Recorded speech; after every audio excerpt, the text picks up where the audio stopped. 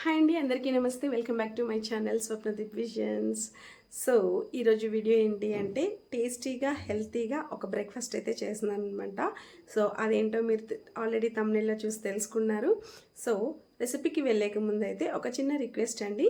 నా వీడియోస్ కానీ మీకు నచ్చితే తప్పకుండా లైక్ చేసి షేర్ చేసి సబ్స్క్రైబ్ చేసుకొని అయితే వీడియోస్ చూడండి, ఓకేనా? అలాగే బెల్ ఐకాన్ కూడా ప్రెస్ చేయండి, నా నోటిఫికేషన్స్ మీ వరకు వస్తాయి. సో ఇంకెందుకు ఆలస్యం, మనం అయితే ఏంటా రెసిపీ అనేది చూసేద్దాం, ఓకేనా?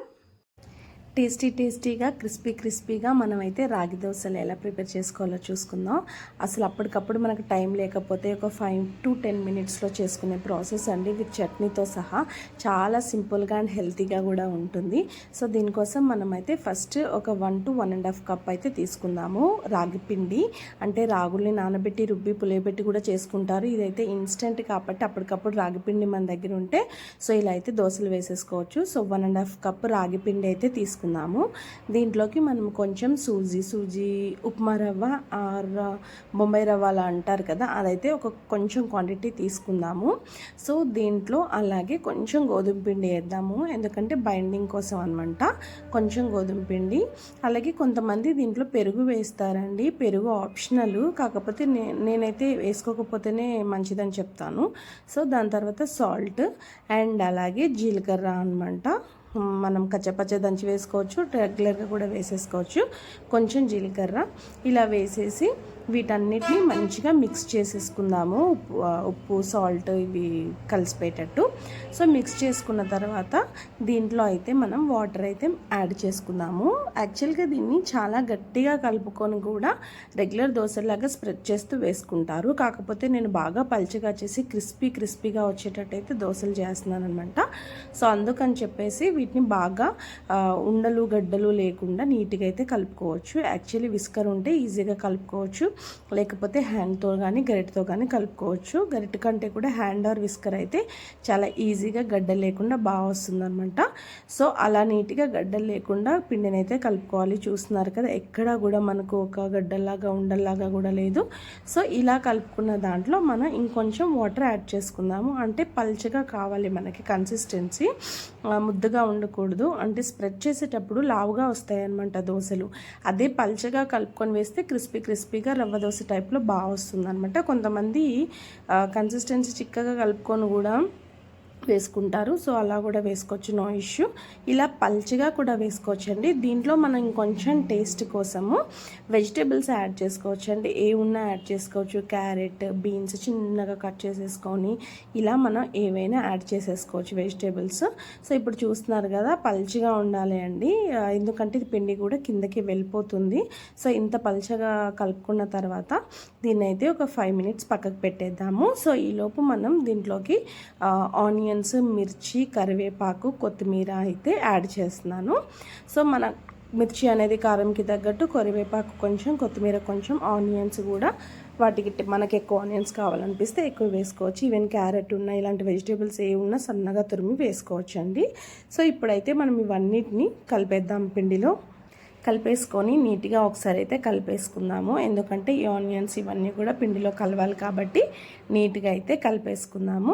సో కలిపేసుకొని పక్కనైతే పెట్టేసుకుందాము. ఇలా పక్కన పెట్టాల్సిన అవసరం లేదండి, ఫస్ట్ సైడ్కి పెట్టాము కదా అలా సరిపోతుంది. కాకపోతే నేను ఇంకా చట్నీ కూడా ప్రిపేర్ చేసుకోవాలి కాబట్టి కొద్దిసేపు పక్కకైతే పెడుతున్నాను. లేకపోతే మనం ఆనియన్స్ అవి కలిపేసినప్పుడు డైరెక్ట్గా వేసుకోవచ్చు. నేనైతే కొబ్బరి చట్నీ చేసుకుంటున్నాను ఇక్కడ.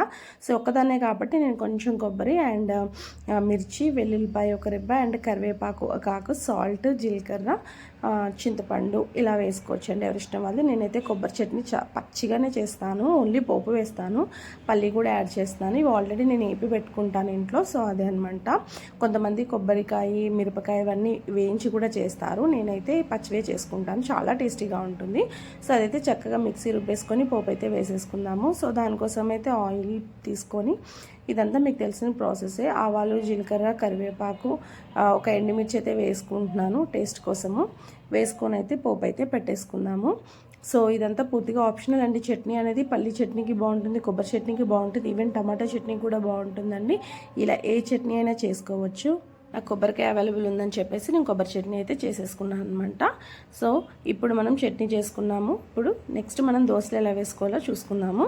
సో దీనికోసం అయితే మనం స్టవ్ పైన ప్యాన్ పెట్టేసి కొంచెం హీట్ ఎక్కిన తర్వాత ఆనియన్ అయితే ఇలా కట్ చేసుకొని నేనైతే నైఫ్కి పెట్టుకున్నాను, ఆరెల్స్ ఫోర్కి కూడా పెట్టుకోవచ్చు. పెట్టుకొని ఆయిల్ని అయితే స్ప్రెడ్ చేసుకోవాలండి మనం దోశ ప్యాన్ చుట్టూ. సో ఇలా చేయడం వల్ల దోశలు బాగా వస్తాయి. ఈవెన్ మనం రెగ్యులర్ దోశలు వేసినా, ఏ టైప్ ఆఫ్ దోశలు వేసినా ఆనియన్తో ఇలా మనం ఆయిల్ వేసి స్ప్రెడ్గా చేసుకుంటే చాలా నీట్గా వస్తాయండి దోశలు. సో ఈ దోశలకి ముఖ్యంగా ఇంకా వేసుకోవాలి, లేకపోతే రావు కదా సరిగ్గా. సో నీట్గా కలుపుకోవాలండి, లేకపోతే మనం కొద్దిసేపు పక్కకు పెట్టాం కదా, పిండి అనేది కిందకి వెళ్ళిపోతుంది అనమాట. సో అందుకని చెప్పేసి మనం దోశల పిండిని అయితే బాగా కలుపుకోవాలి, అంత పిండి అంతా కలిసిపోయినట్టు. సో ప్యాన్ బాగా హీట్ ఎక్కాలి. హీట్ ఎక్కిన తర్వాత ఇలా మనం స్ప్రెడ్ చేసుకోవడమేనండి గరిటతోటి. ఈవెన్ కొంతమంది గ్లాస్తో కూడా పట్ట వేసేస్తుంటారు, అలా కూడా వేసుకోవచ్చు. అంటే ఒక గ్లాస్ వేసేస్తే సరిపోతుంది, గరిట అయితే 2-3 సార్లు వేస్తున్నానని అలా వేసుకుంటారు. సో నాకైతే కంఫర్టబుల్గా గరిటతోనే ఉంటుంది, సో అందుకని చెప్పేసి నేను గరిటతో వేసుకుంటున్నాను. ఈవెన్ మీకు కుదిరితే చిన్న స్మాల్ గ్లాస్ తీసుకొని వేసుకోవచ్చు. సో చుట్టూ ఆయిల్ అయితే స్ప్రెడ్ చేసేస్తున్నాను, కొంచెం లైట్గా, మరీ హెవీగా కాదు. ఇది పెద్ద ఫ్లేమ్లో పెట్టుకొని చేసుకోవచ్చు. కొంతమంది పైన లిడ్ కూడా పెట్టుకోవచ్చు, అలా కూడా నో ఇష్యూ. నాకైతే లిడ్ గిడ్ ఏం అవసరం లేదండి, పెద్ద ఫ్లేమ్ పెట్టేసి అయితే చేసేస్తున్నాను. అలా అయితే క్రిస్పీగా వస్తుంది మంచిగా. నేనైతే పెద్ద ఫ్లేమ్ పెట్టుకొని చేస్తున్నాను. చూసారా ఎంత ఈజీగా వచ్చేస్తుంది, దోశ కూడా అతుక్కోవడం లేదు. ఆనియన్ అయితే మస్ట్ అండ్ షుడ్గా రాయాలండి, లేకపోతే దోశ కొంచెం ప్రాబ్లం చేస్తుంది, ఎందుకంటే ఇది రాగి పిండితో చేసింది కాబట్టి. సో ఇలా ఏం చెక్క దోశనైతే చేసుకొని కొంచెం అంచుకోవాలండి, ఏదైనా పచ్చిగా అన్న పోతుంది.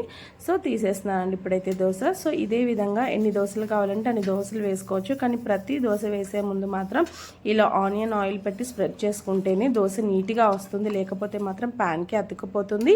అండ్ అలాగే దోశ వేసే ప్రతిసారి కూడా పిండిని నీట్గా కలుపుకోవాలి, లేకపోతే పిండి కిందకి వెళ్ళిపోతుంది, పైన వాటర్ వస్తుంది అనమాట. సో ఈ విధంగా అయితే మనకి ఎన్ని దోశలు కావాలో అన్ని దోశలు వేసుకోవచ్చండి. చాలా అంటే చాలా హెల్తీ బ్రేక్ఫాస్ట్, ఇన్స్టంట్ బ్రేక్ఫాస్ట్. మనం ఎప్పుడైనా మార్నింగ్ దోశలకు కానీ ఇడ్లీకి కానీ పిండి వేయలేదు, లేకపోతే ఏదో టిఫిన్ తినే టైంలో ఎవరైనా వచ్చారు ఇంటికి, అలాంటి సిచ్యువేషన్స్లో ఇది చాలా అంటే చాలా ఫాస్ట్గా చేసేయచ్చు. ఇంకా వీడియోస్కి కాబట్టి ఇంత టైం పడుతుంది, నార్మల్గా చేసుకుంటే మాత్రం చాలా ఈజీగా అయిపోతుంది, చాలా ఫాస్ట్గా అయిపోతుంది అనమాట. సో ఈ 1.5 కప్పు పిండిలో ఆల్మోస్ట్ ఒక 10 దోశలు అయితే వేసుకోవచ్చు అండి. దాన్ని బట్టి మీరు ఇంట్లో ఎలా ఉంటే అలాగా అంతమందిని బట్టి క్వాంటిటీ పెట్టుకోవచ్చు. సో ఇలా దోశలు అయితే వేసేసుకున్నాను. సో కొబ్బరి చట్నీతో అయితే నేను తింటున్నాను అనమాట. అసలు ఏ చట్నీతో తిన్నా చాలా టేస్టీగా ఉంటుంది. సో ఇది అండి మన రాగి దోశలు. సో మీకు చాలా బాగా నచ్చాయని అనుకుంటున్నాను. సో చూసారు కదా హెల్తీ బ్రేక్ఫాస్ట్ని. సో వీడియో నచ్చితే తప్పకుండా ఒక లైక్ అయితే చేయండి, మర్చిపోకండి సబ్స్క్రైబ్ చేసుకొని అయితే వీడియోస్ చూడండి. మీ అందరికీ నచ్చిందని అనుకుంటున్నాను. మళ్ళీ నెక్స్ట్ వీడియోలో కలుసుకుందాం. Bye bye.